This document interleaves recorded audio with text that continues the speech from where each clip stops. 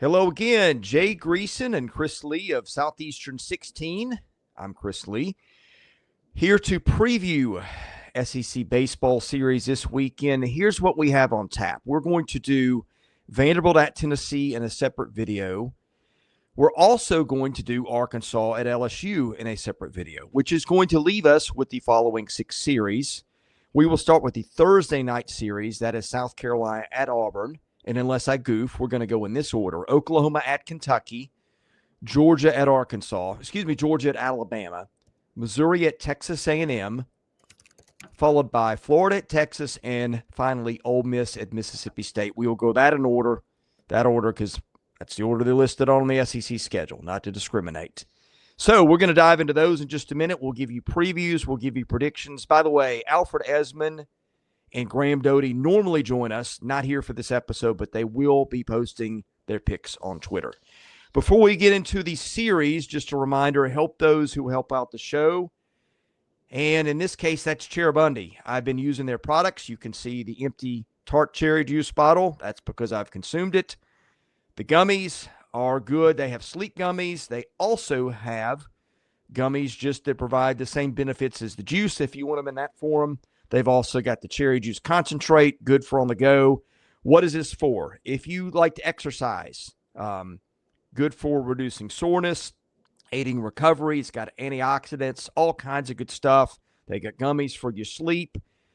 Hey, just about anybody who is anybody in the NFL and in college sports uses this stuff. If they use it, should be good enough for you and I. Help those who help our show. Go to cherubundi.com. Get 20% off your entire order by using the promo code SE20. Jay Greason, your Auburn Tigers are hosting South Carolina this weekend. South Carolina is 4-11 on the road. Auburn 21-6 at home. All game times I'm going to give you will be Central. Thursday at 7, Friday at 6, and Saturday at 2:30. The games are on, respectively, ESPNU, the SEC Plus, which is the app, and the SEC Network. Auburn's got a lot to play for here because of potential hosting and national seed implications. At least they used to call it a national seed, top 8 seed. South Carolina, I'm just curious what the Gamecocks have to play for at this point. Feels like a team that could be mailing it in. You've also got their best player is done for the season. Their best pitcher's been done for the season from the jump. Auburn, just so much more to play for. Now, the pressure sometimes can crush you, being the team with a lot to play for and the team with nothing to play for. So there's that. But look, that aside, Auburn with Sam Dutton has been almost unbeatable on Friday nights. Butch Thompson, who is a really good pitching coach, has started to figure out some of the other pieces in that lineup, by the way. Those young bats have really come through. Ike Irish is really swinging it like we expected Ike Irish to do. I have talked a lot. Your turn to talk about South Carolina and Auburn. Well, I'm good. Before I go into my my breakdown, have they released the pitching matchups? Because I'm curious to see because I think normally a lot of these coaches like for their Friday night guys to be on Friday night, but I think the first game of this series is so critical that I think you'd be looking real hard about Sam Dutton. If Auburn can put their foot on South Carolina's neck, then I expect a sweep.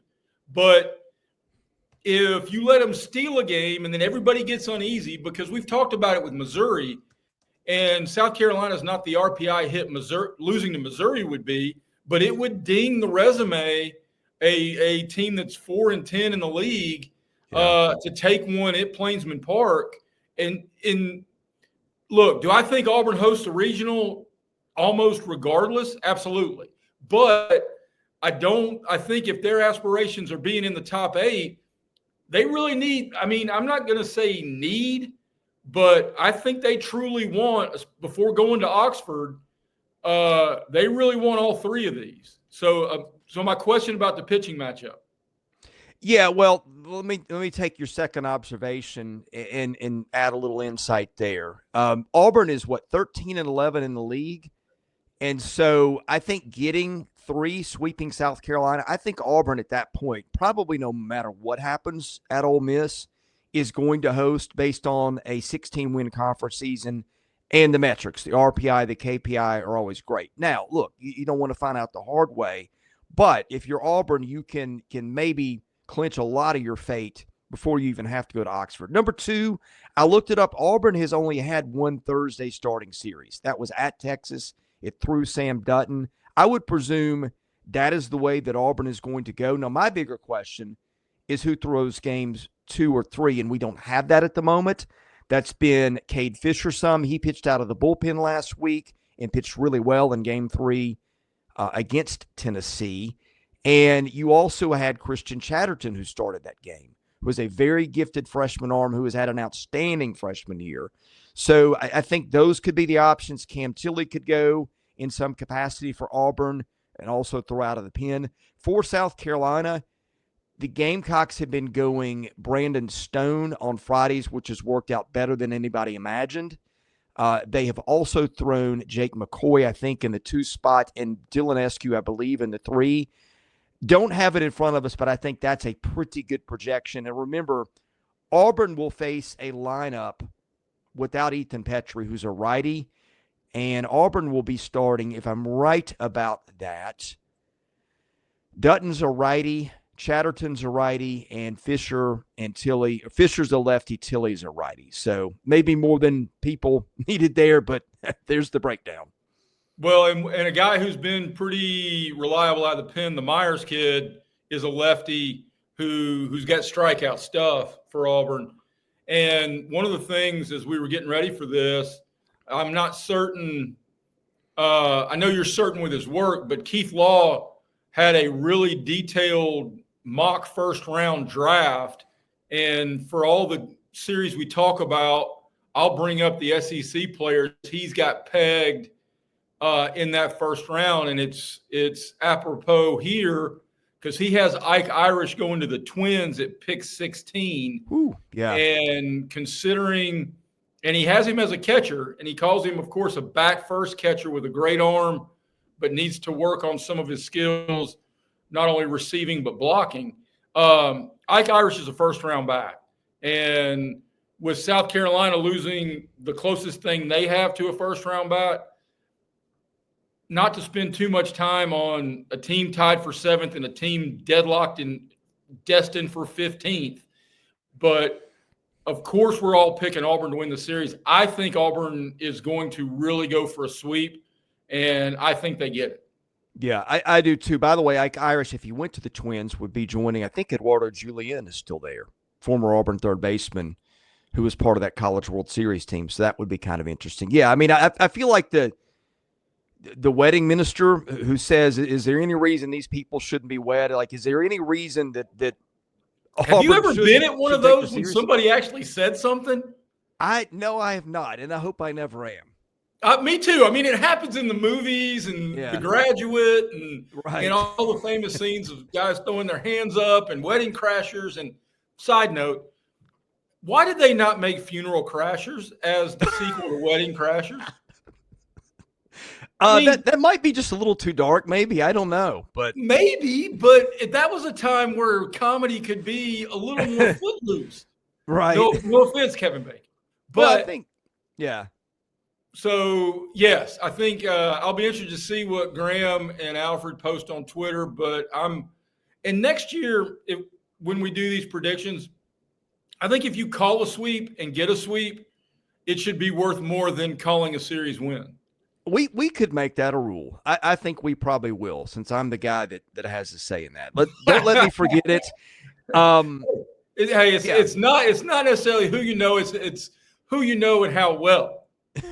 Right, and when you present that as an option, and being the case, I need some catching up in the picks content. Boy, I would like to grandfather that in, but that would feel dishonest, so I won't. But I think we will both take Auburn, and frankly, I think Auburn will sweep, especially with the way that its young bats have developed, and also the way that the pitchers have come along. Yeah, with a loaded weekend, I'm happy this series starts on Thursday, so that we get a chance to watch Sam Dutton perform. Yes, yeah, because that one's on the SEC. I think it's on ESPNU. No, that is a great point.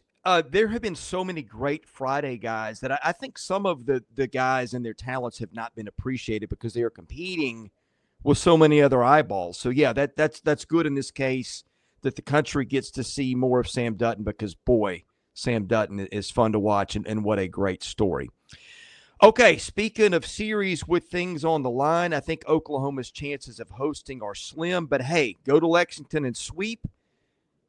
Or maybe even win the series. It starts to be low-key in that conversation. Kentucky, I did not expect Kentucky to go to Mississippi State last weekend and get swept. Kentucky was very firmly in the field and maybe in the field as a 2 last week.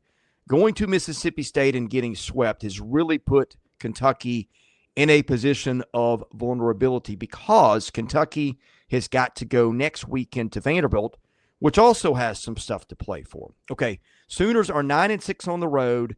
Kentucky is 15-10 at home. Friday's game is 5:30 on the Plus. Saturday's game is 11:30 on the SEC Network, and Sunday's game noon also on the app again.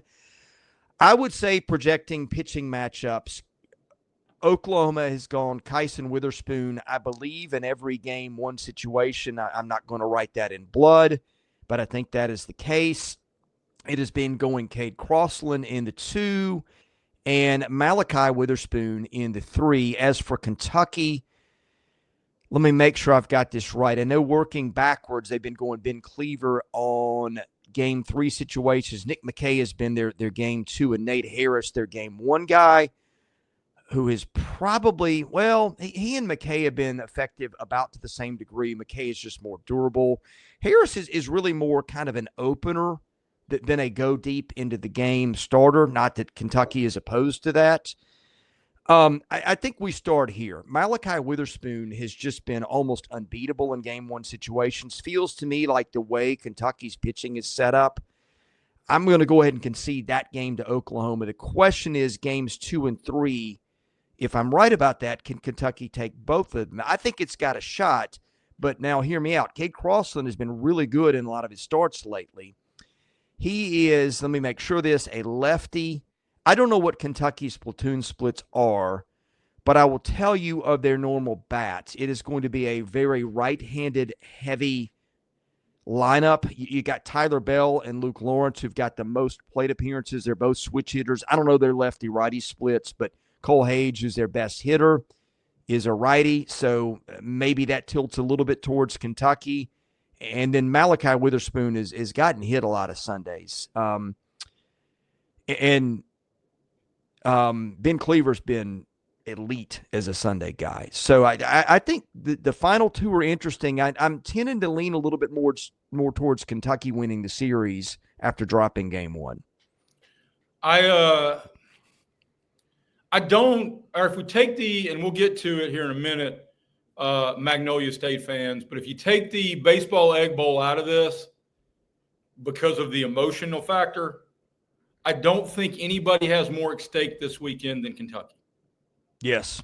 Because if they lose 2 or 3 at home and then facing a trip to end the year in Nashville, you're then going to put yourself in a position you're going to need to get to Sunday of the SEC tournament, or you're going to have a really stressful May 26th.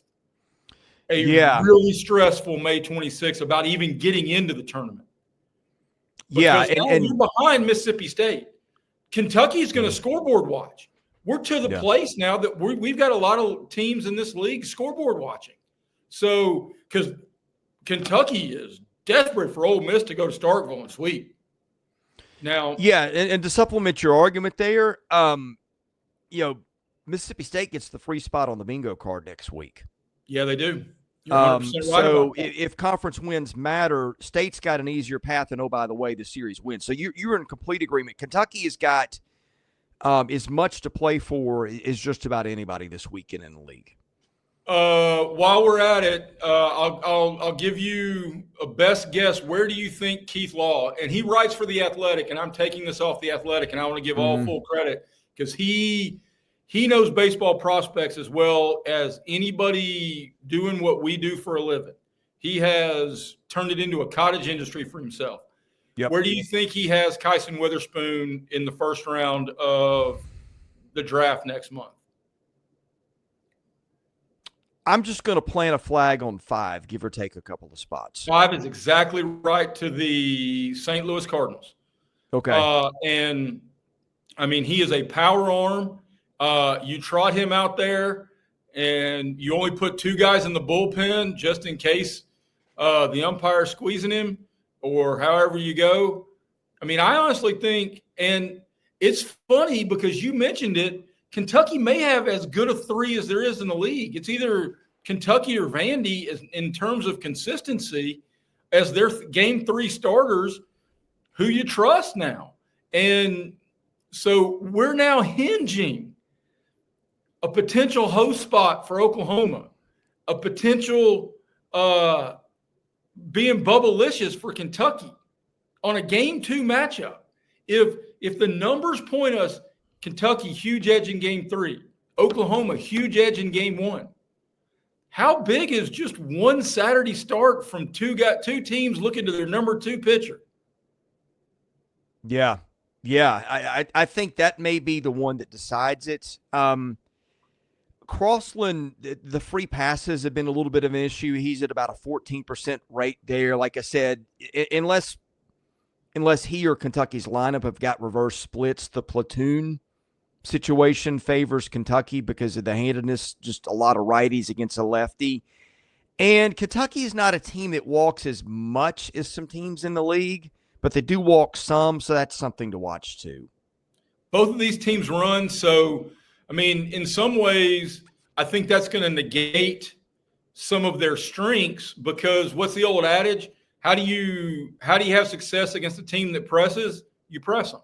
And so, I mean, we'll see how we take the pitching matchups out of it because we all know how important that is. Which team can handle the other team's strength and impose its strength will go a long way in this. I'm sorry. I think Kentucky's going to feel some pressure. I think they're going to lose game 1, and I think they're going to feel pressure in game 2. And I think the home crowd may get a little tight, may get a little antsy. We've seen it across sports. I mean, dear goodness, the NBA playoffs, the home team is now 1-6, 1-7 in this round of NBA playoffs.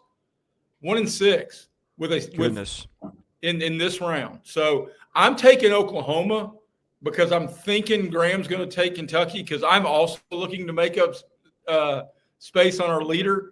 And I've got Kyson Witherspoon in the bag. So I'm just going to scratch a lottery ticket that either Ben Cleaver has an off day or they can take game 2. But I'll take Oklahoma on the road to win this series.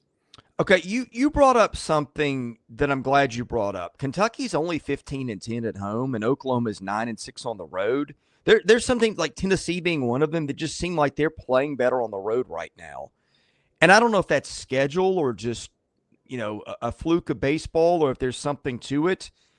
But Kentucky at home, let's see. Let me start with Oklahoma on the road. Oklahoma has taken 2 of 3 at South Carolina. It took 1 of 3 at Alabama, and it took all 3 at Missouri. It took 1 of 3 at Georgia. So kind of Missouri and South Carolina were series wins, but those are the worst 2 teams in the league.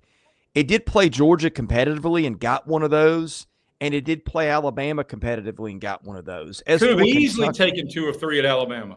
Yeah, Their all SEC caliber closer had a rocky weekend in Tuscaloosa. Let's see. Kentucky at home, it lost 2 of 3 against Auburn. 2 of those were 1-run games. Yes.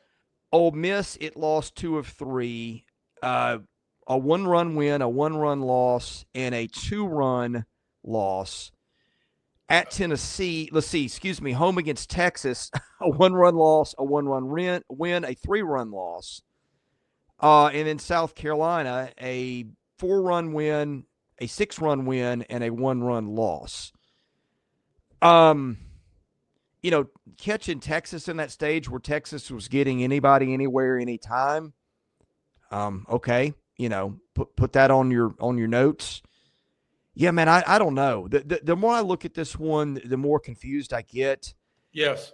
You just about talked me into Oklahoma. I'm going to stick with where I went first and go with Kentucky. And hey, if you get that one, congratulations on making up a game on the field.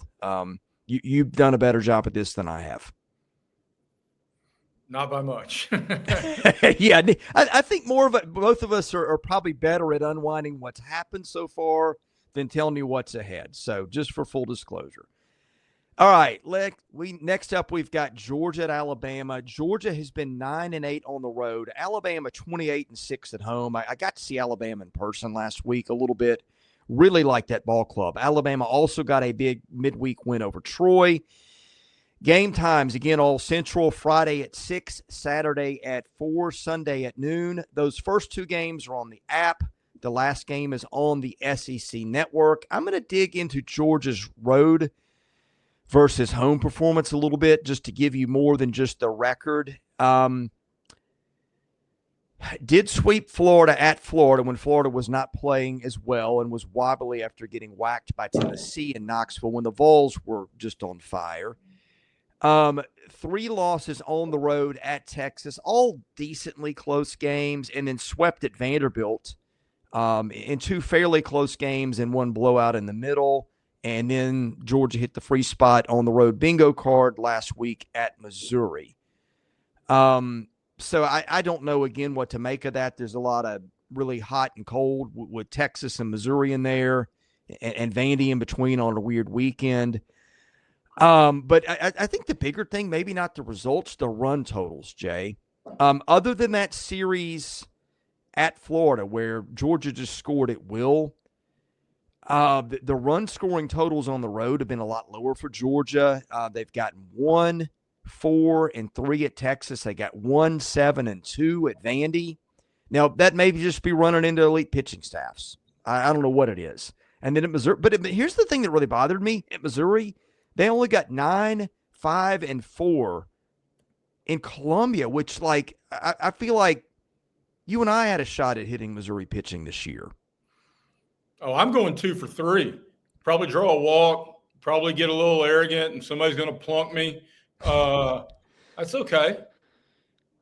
Yeah. Well, I mean, I don't know what to make of that, but that and maybe Georgia was just bored going into Columbia. And again, those other 2 series, they're facing maybe top 5 pitching staffs in the country. But it is what it is. Yeah, I mean, run scoring has been very different for Georgia, home and road. I'm going to give you something that I looked up that I think plays here for Georgia on the road.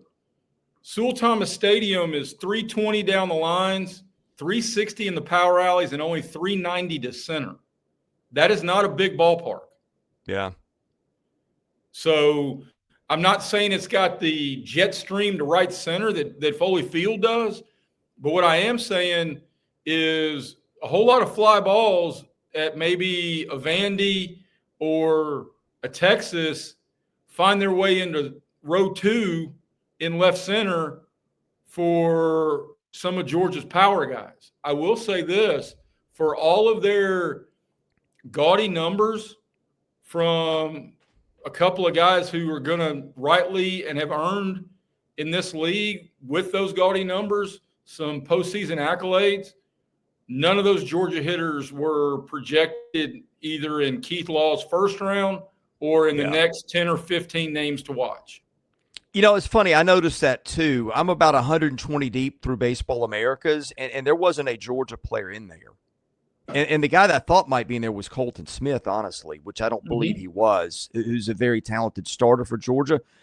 What did you say the dimensions were in the park to left? Because Georgia gets a lot of its out in Athens to left field. It's got a very right-handed heavy lineup. Now, the fence there is 350, but they're getting maybe some help from a breeze or something because it feels like even though the left field is a shorter porch, and maybe it's just because they're right-handed heavy again, but the ball gets out awfully quickly in Athens to left.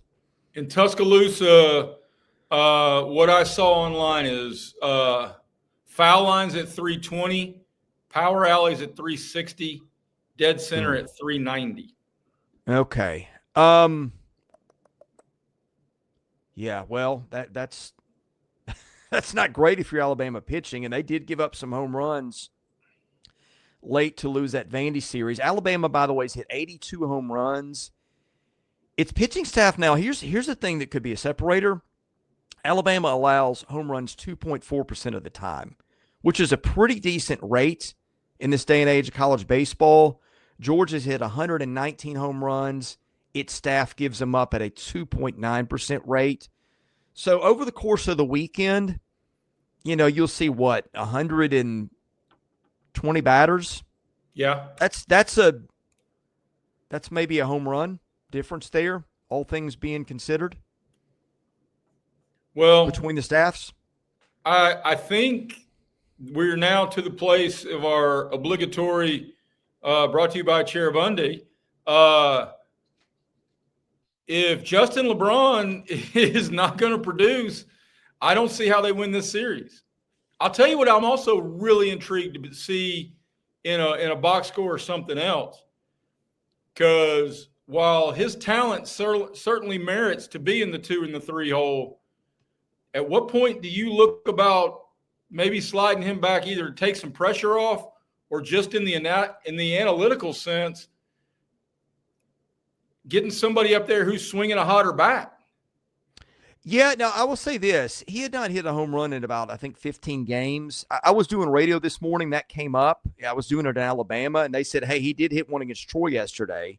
And then they also said he got hurt later in the game, I think sliding. And I think the injury has been more hand or wrist or somewhere. So I don't know if that's, if the wrist is getting well and now he's added something else to that. I'm just spitballing here. People can watch it and search it for themselves, but those are pieces of the puzzle. Now, look, they've still got Cade Snell is one of the best hitters in the league. They've got some guys with some pop. Coleman Mizell has got some. Jason Torres has got some. I mean, the whole lineup has got a little bit of pop. Will Hodo's got 13, even though a lot of those came early. Jay, here's another thing, too. Looking through this, Georgia really lacks lefty pitching. They pitch a ton of guys. If you go down in terms of innings pitched, their top 8 guys are righties.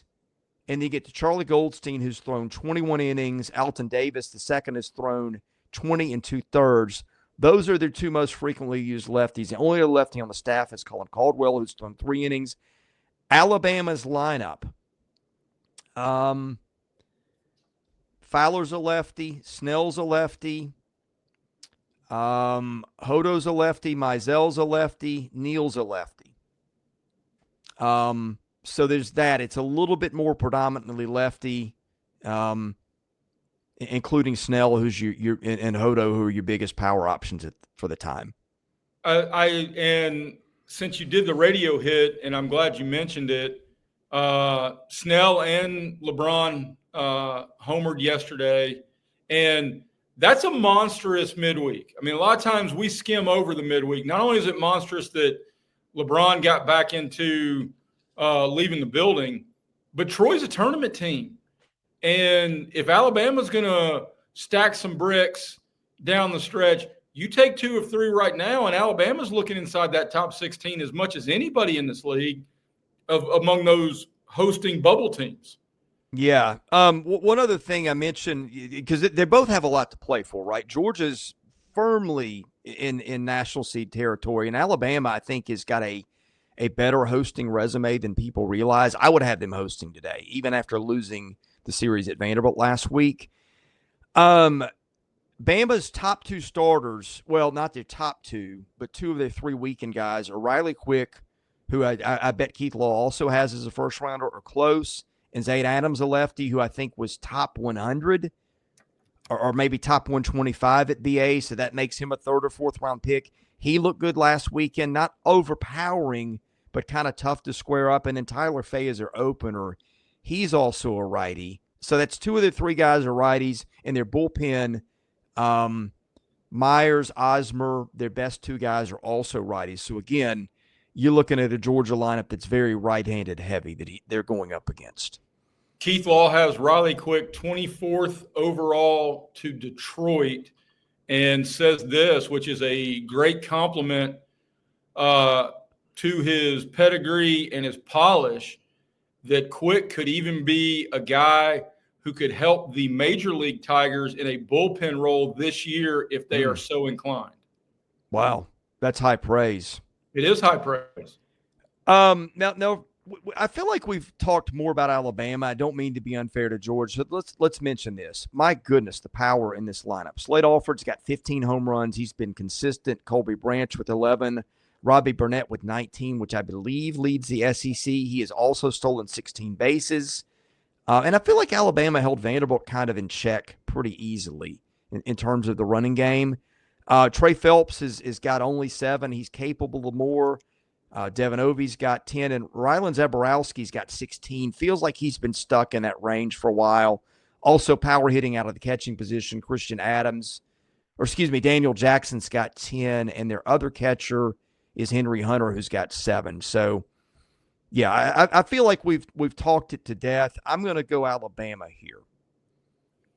I had every intention of going Georgia because I just think they've won 6 in a row.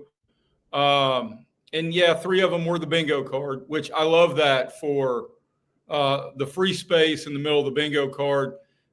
We can call them Go and Monopoly because every time you swing by there, you get to collect $200. I mean, whatever you want to call Missouri, you can call them. But something points me in a short ballpark. I'm taking Georgia. I am. I feel like I'm either going to challenge Graham or I'm going to replace Alfred at the bottom. And you know what? I don't care because I firmly believe in Ricky Bobby's philosophy that second place is the first loser. So if you ain't winning, you ain't trying. Well, you've done better in this than I have, so probably my mistake. But I think this is going to be a fascinating series. I'm just really impressed with both ball clubs after seeing them a few times this year. Side question here: can we not get with the SEC schedule to where Auburn, Alabama is the last series of the year, the baseball Egg Bowl is the last series of the year?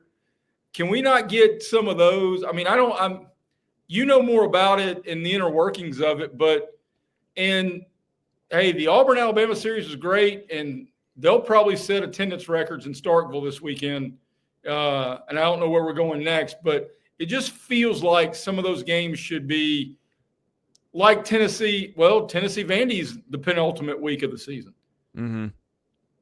Yeah, the only bad thing about that is if you get a team without much to play for at the end, you could end up in a mail-it-in situation rather than playing that game early in the year where everybody's got something to play for. At the end.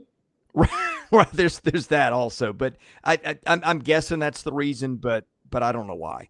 But anyway, that would and it's going to be fun. We're getting to one in a minute. That's not the last weekend, but it's going to be close, and it is a rivalry. But first, we got Missouri and A&M, and I'm just going to ask you the wedding minister question again. Is there any reason why we should separate A&M from a sweep here? And by the way, I don't take joy in Missouri's struggles. I don't. I like Carrick Jackson. I feel badly for that program. But, come on. And here's the thing. They played Georgia close because they limited the home runs in their home ballpark.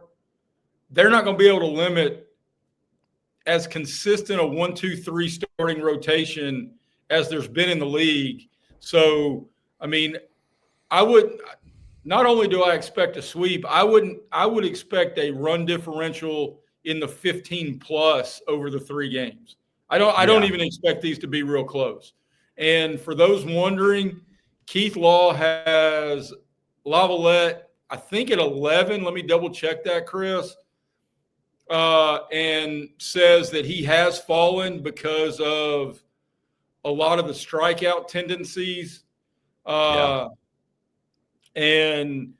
because he went from pretty much a dunk round one, pick one on just about everybody's board, but they still love the power. They still love his ability to play center field. And as Keith said, 11 looks to be like the floor until everybody starts either looking to trade up, because he does have one overall talent. He just has not had a 1-1 overall year. Yeah, I mean, the strikeout rate is 22%, which isn't good, but it's, I've seen worse in this era where everybody is, throwing guys 95 and up out there all the time with breaking stuff. And the pitching in this league has been really special this year too. So, yeah, I mean, scouts are going to dig in and know what to do with that better than I am. But I'll tell you what, they're not going to dig in and know any better what to do with this series than the two of us. In case we think we might be missing anything, I'll mention these two things. Missouri 1-15 on the road, A&M 21-10 at home. There's also this. Again, hate to pick on them, but this is kind of like a midweek opponent for A&M at this point. Here's what A&M has done in the midweek since middle of March. Your scores: 14-0, 17-7, 7-2, 21-1, 14-1, 16-2, 11-3, and 13-6. Give me the Aggies in a sweep. And we're recording this on Thursday around lunchtime Eastern. But for some of the live chats we've had about, especially on the regional projections and seedings and how those look, it's a pretty nice feather in everybody's cap in this league that Kansas had to rally to beat Missouri, and everybody is a dunk on, and Kansas is ranked nationally. And Missouri is the weakest sister since Winona Judd in the looks department of this league. So, because, I mean, come on, Winona's fine. I mean, God bless, she's got a voice of an angel. But compared to Ashley, I mean, whoo, yeah, come on, brother. All right. Yeah, that's wow. Anyway, yeah, it's been that kind of year for Missouri.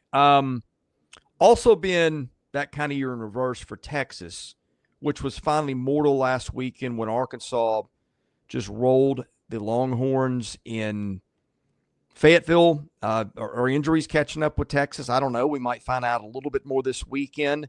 But the Longhorns are back home where they are 25-3. Florida's a pretty respectable 9-7 on the road. Game times again all Central. 6:30 Friday, followed by 1-1 Saturday and Sunday. The games are on ESPN2, the last two on the app. Florida's been playing really good ball, getting great pitching out of Peterson and King, getting some other contributions here and there through the pitching staff. Jake Clemente, I think Pierce Coppola's back. Maybe he hasn't done much yet, but he's, I think, around and available last I checked. Texas, of course, no Jared Spencer, but that hadn't been a problem until last weekend. Jay, how do you see this one? Well, I looked in every possible angle to try to talk myself into picking Florida. I really did. But then we talk frequently, especially when Georgia's the topic, about home and road splits. Florida's red hotness is talent-based. And I say that because they started 1-11 or 1-11 in this league in their first four series, and they're 10-2 in their last four series. But in those last four series are Missouri, South Carolina, and Mississippi State. So those are winning the games you should. This is a much taller order. And even without Spencer and without do we know when Max is going to be back? Because I know a lot of people in our various chats say postseason. I don't expect him this weekend, but I think I would pick Florida if Texas had not been swept last week. I think that may reawaken. Pardon me for it's like I make my living with words or something. I think that's good. I think Schloss has his boys' attention this week, so I'm taking Texas. But dang it, I was trying to figure out a way, because I think Kevin O'Sullivan loves this spot for his kids. You get to. I mean, this is a motivational spot of, hey, how bad do you want it? How bad do you want to be back in the conversation of, could we play in Gainesville? I mean, I don't know if they could get there, but this is a true springboard opportunity for Florida. I just don't know if they've got the guns to go to Austin and get it done. Yeah, you make a good point. Florida has played two of the so far 3 worst teams in the league on the road. The Missouri series was at home, so they've beaten up a little bit against the schedule, but they've also been pretty good in the midweeks. A couple of wins over Florida State against the loss. Let's go back to the start of the season, in a pretty high-profile series against Miami. Won 2 or 3 there. Miami turned out to be really good. They're going to be a 2 seed.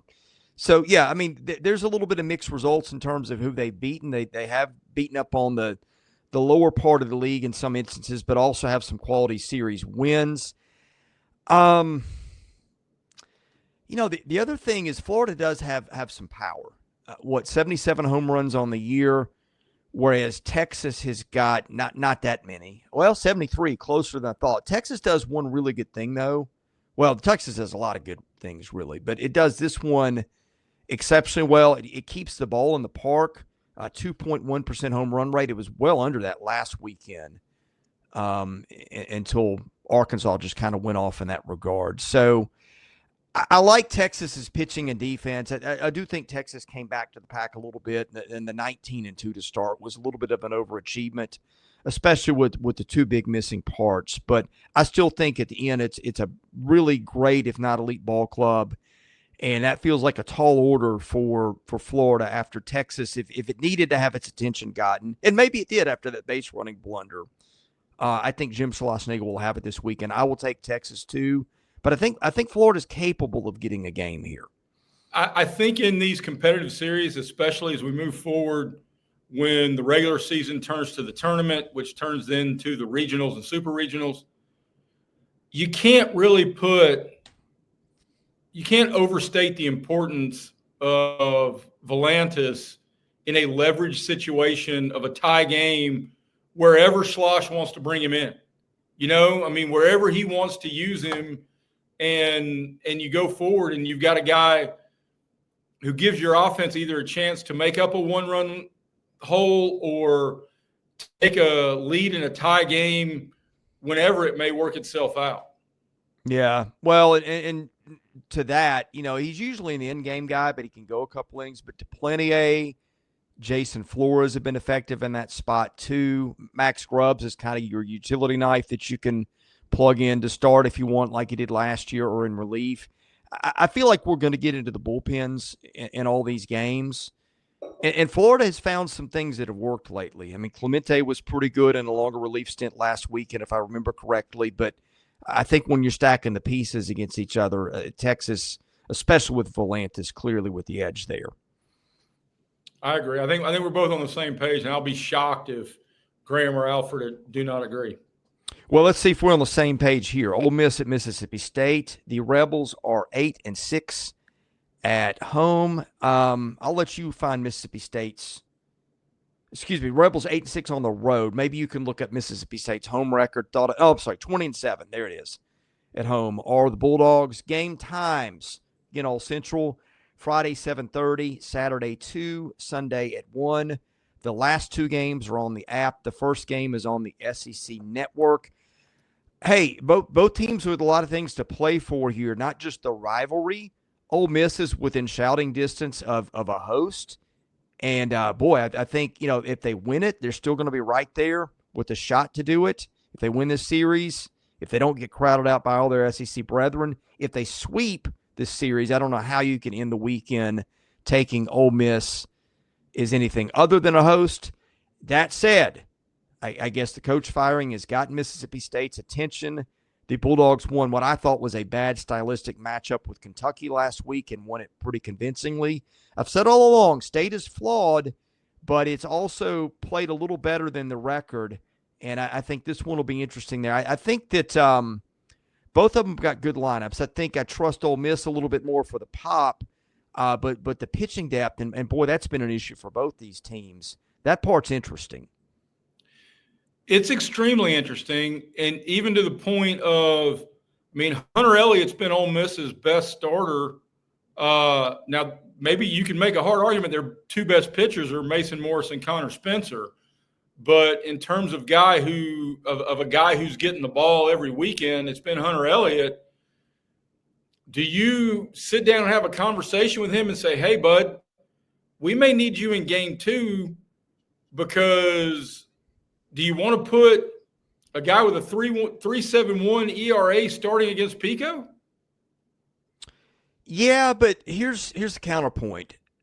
This is the order that Ole Miss has gone in all year. I believe they have gone every weekend. Elliott's been their start on Fridays, followed by Riley Maddox and Mason Nichols. I don't think they've deviated from that, even when Mason Morris felt like the right option. Now, he's been a tremendous long relief guy, finish out the game. They usually pitch him when he's behind, but like when he comes in, for the most part, he's shut it down. They're getting more out of Will McCausland.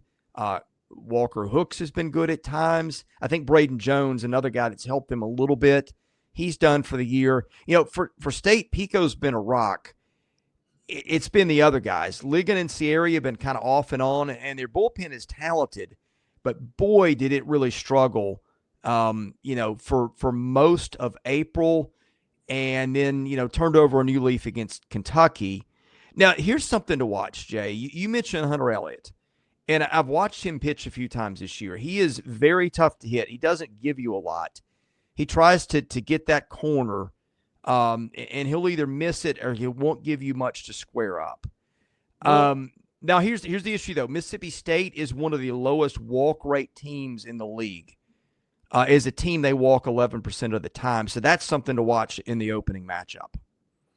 100%, but my baseball statistical mind can't wrap itself around how Hunter Elliott has not allowed an unearned run this year, and opponents are only hitting 200 against him, and he's only given up 3 home runs in more than 60 innings. But he's got an ERA north of 3.7. Those don't equate to me. This should be a guy who has an ERA a full run lower than that in my mind, don't you think? Well,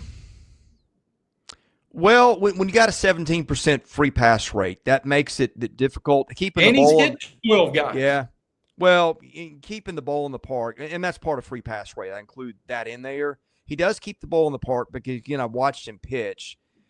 And 18% of the plate appearances against him are ground balls. He's a little bit higher fly ball rate, but again, he doesn't leave it where you can square it up. I mean, look, it's not as polished as a lot of the Friday night guys in the league.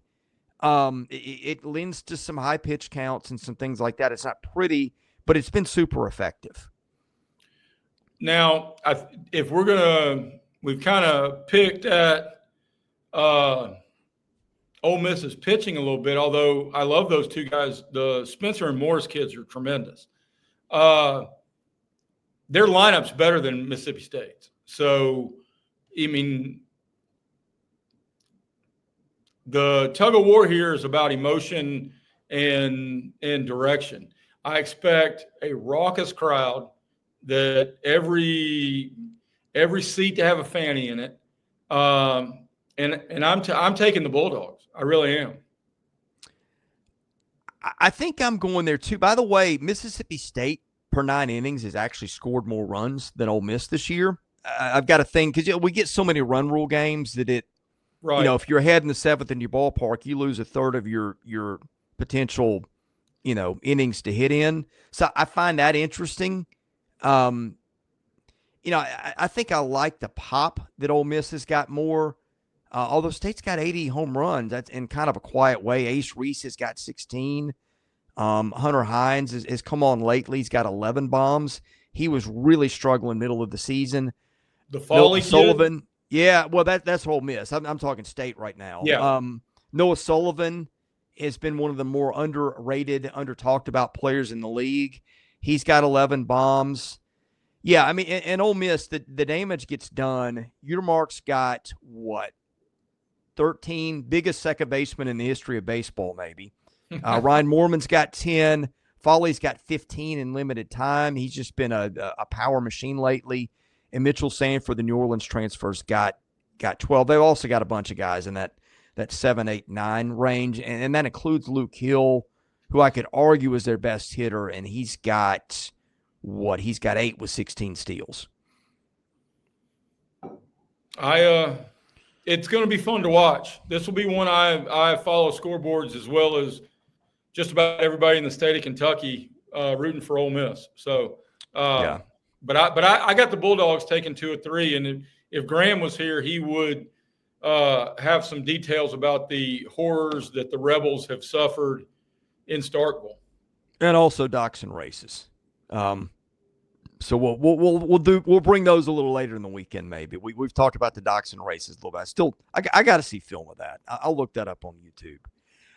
Yeah, here to be perfectly honest, I think this series is close enough that I was going to take the home team either way. In this case, it is Mississippi State. The Bulldogs got a little bit of I don't know if a new lease on life is the way to put it, but certainly been playing with an energy and an effectiveness we didn't see when Chris Lemonis was the coach.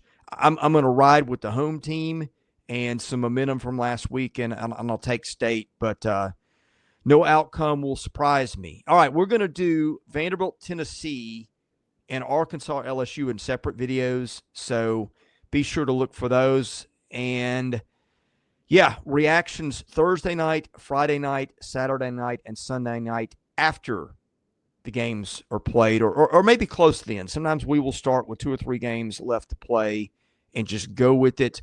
Hope you will watch those. Do us a favor, subscribe to the channel, leave us a thumbs up if you like this. That helps our analytics and helps us get noticed. And if you would, at your favorite podcast platform, most of you watch us on YouTube, but some of you do listen to us on the audio side. We are trying to grow that audience. Even if you do not listen to us, go find us on your favorite podcast platform. If you like it, leave us a 5-star rating. If you don't mind it, if you don't like it, then don't be disingenuous about it. But if you do, that'll help us out. See, Chris is too nice. Be disingenuous. Yeah, that you can also just go ahead and hit the like that would button. Help us. And but, especially that guy in the comments earlier this week who called me, I look like the high blood pressure guy. Man, I've been at a softball ballpark all week. All right, yeah. I'm sunburnt. I'm not the high blood pressure guy. Trust me. Yeah, well, let's keep your blood pressure in check. Let's keep everybody's blood pressure in check this weekend. It is a weekend with a lot of teams with a lot to play for. But hey, hope you don't get your blood pressure out of whack. Just enjoy it. Send your mom a subscription. She's going to like what we have to say. And it's Mother's Day. It's a great gift. You're thoughtful. Yeah, that's right. Your mom may not know she wants baseball content at Southeastern 16, but boy, try it and you like it. That's what all moms say. He needs to get to right, know Jay the Grayson? big kid right here. Come on. That's right. Well, the big kid will be back with us. Which nights this weekend?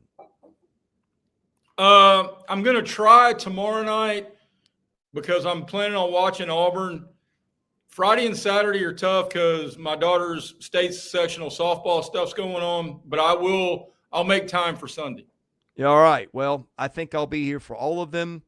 Alfred and Graham will join us in bits and pieces when they can catch it. Anyway, hope you guys will catch those. You can catch them live or you can catch them on the rebound. Either way, hope you watch them and enjoy them. Thank you for watching us today in this one.